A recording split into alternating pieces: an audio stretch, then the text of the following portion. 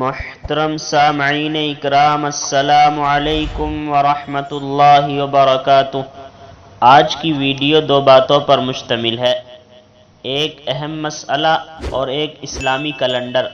مسئلہ یہ ہے، کیا فرماتے ہیں علماء دین و مفتیان شرع متین مسئلہ ذیل کے بارے میں؟ ایک شخص نے ظہر کی نماز پڑھنے کا ارادہ کیا اور اس نے زبان سے عصر کی نیت کر لی اور تکبیر تحریمہ کہہ کر ظہر کی نماز ادا کی، تو اس کی ظہر کی نماز ادا ہوئی یا نہیں؟ جواب: ایسی صورت میں اس شخص کی نماز صحیح ہو جائے گی، واللہ تعالی علم بالصواب۔ اور آج کا کیلنڈر یہ ہے، آج ہندوستان اور آس پاس کے ملکوں کے اندر چاند کی تاریخ ہے 23 شوال المکرم، اور آج سعودی عربیہ کے اندر چاند کی تاریخ ہے 24 شوال المکرم سن 1443 ہجری، اور آج انگریزی تاریخ ہے 25 مئی 2022 عیسوی، اور آج جو دن ہے وہ بدھ کا دن ہے، یعنی وینسڈے۔ السلام علیکم ورحمۃ اللہ۔